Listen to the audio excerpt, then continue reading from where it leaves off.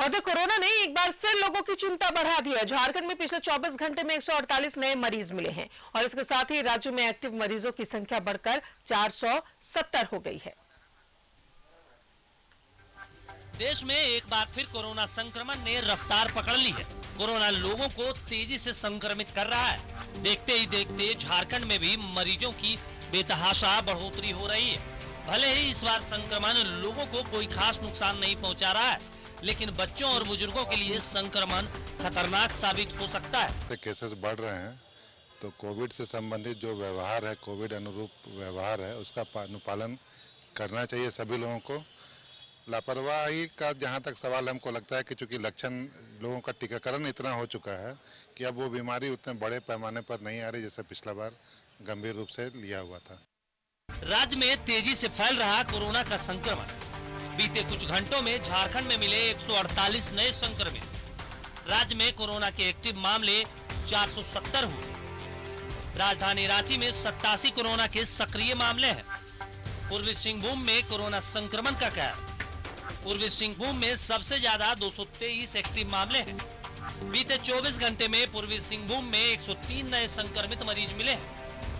कोई भी एपिडेमिक और पेंडेमिक को रोकने का सबसे पहला नियम यही है कि लोगों को जागरूक किया जाए और ये जागरूकता लोगों में काफ़ी आ चुकी है। हाँ, लोग लापरवाह थोड़ा हुए हैं क्योंकि एक गैप हो गया है, लेकिन अभी भी जो सोशल डिस्टेंसिंग वाला फैक्टर है और मास्क लगाने वाला, वो लोगों को फॉलो करना चाहिए। दूसरे बीमारियों से या और भी गंभीर बीमारियों से पीड़ित हैं, उनको तो विशेष ध्यान देने की ज़रूरत है और हर आदमी को जो इस तरह के संक्रमण से या बीमारी से पीड़ित हैं, उनको अपनी सुरक्षा का विशेष ध्यान रखना होगा और जो भी कोविड का जो भी प्रोटोकॉल है वो उनको तो एकदम मेंटेन करना है।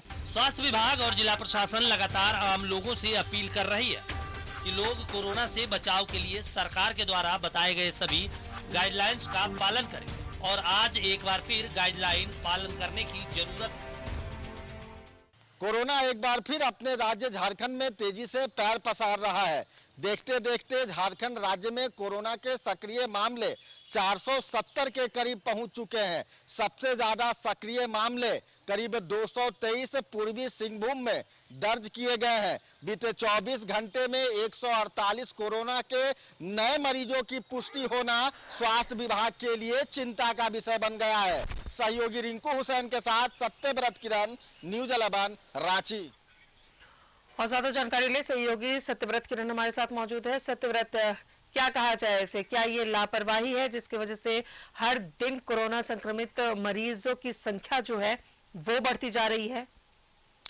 तो देखिए, बिल्कुल सही कहा राजदा आपने कि हम हर दिन दिखा रहे हैं कि किस तरह से कोरोना जो है वो तेजी से अपने राज्य में पैर पसार रहा है। कभी 148 पूरे राज्य में कोरोना के एक्टिव मामले हुए करते थे और आप बताइए राजदा कि 24 घंटे में 148 कोरोना के संक्रमित मरीज के मिलने के बाद कहीं ना कहीं स्वास्थ्य विभाग की जो चिंता है वो बढ़ गई है। पूरे राज्य की अगर बात करें तो 470 कोरोना के सक्रिय मामले दर्ज किए गए हैं और सबसे खराब स्थिति जो है वो पूर्वी सिंहभूम की है, जहां अभी भी कोरोना के सक्रिय मामले करीब 223 दर्ज किए गए हैं और बीते 24 घंटे में 103 कोरोना के नए संक्रमित मिले हैं। आपको याद होगा राजदा कि घाटशिला का चकुलिया जो कस्तूरबा विद्यालय है, जहां एक साथ 70 के करीब जो छात्राएं हैं वो कोरोना की संक्रमित पाई गई थी और उसके बाद से पूर्वी सिंहभूम की अगर बात करें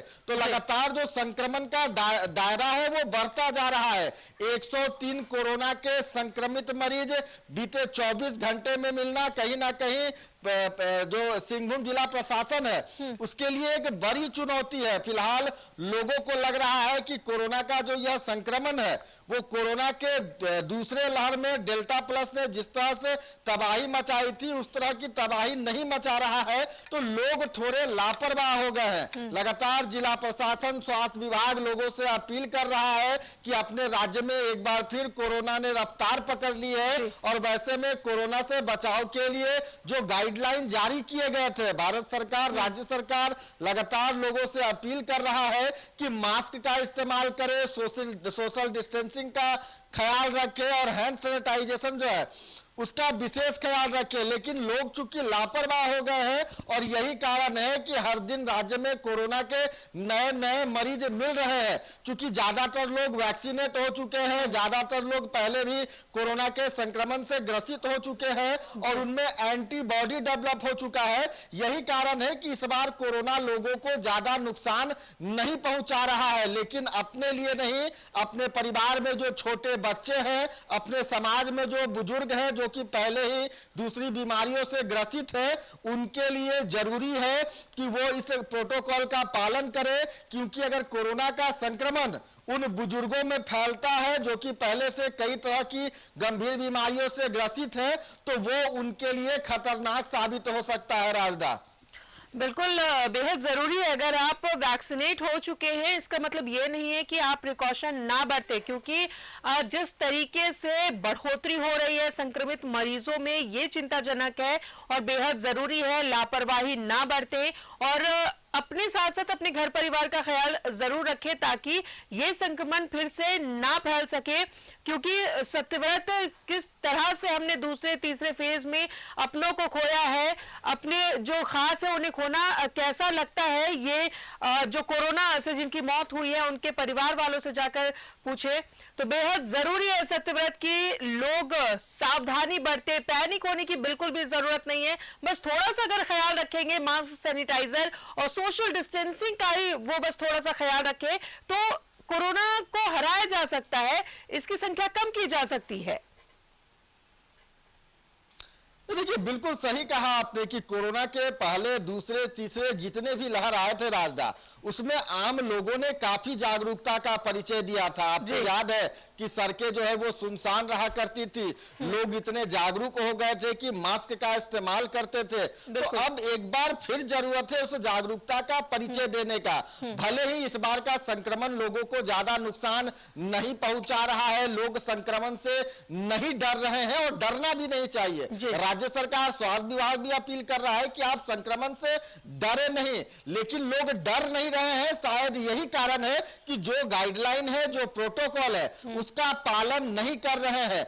न्यूज 11 भारत लगातार अपने दर्शकों से यह अपील कर रहा है कि अगर आपने वैक्सीन ले लिया है तो आप पूरी तरह से सुरक्षित हैं। अगर आप कोरोना के संक्रमित रह चुके हैं, आप में एंटीबॉडी डेवलप हो गई है, रोग से लड़ने की प्रतिरोधक क्षमता अगर आपके शरीर में उपलब्ध हो गई है, तो कोरोना आपको कुछ नहीं कर सकता। लेकिन मैं बार बार बोल रहा हूं राजदा कि जो छोटे बच्चे हैं, जो अपने घर के बुजुर्ग हैं, समाज में जो बुजुर्ग हैं, पहले भी कई तरह की बीमारियों से ग्रसित रह चुके हैं, चाहे वो ब्लड शुगर हो, ब्लड प्रेशर हो, हृदय संबंधित बीमारी से ग्रसित है, वैसे लोगों को कोरोना काफी नुकसान पहुंचा सकता है। और WHO भी नहीं जानता है कि जो ऊंट है वो किस करवट बैठेगा। इसीलिए जरूरी है कि इस बीमारी से लड़ने के लिए सावधान रहे, सतर्क रहे और जो भी गाइडलाइन बताए गए हैं उसका निर्वाह करते रहे। राजदा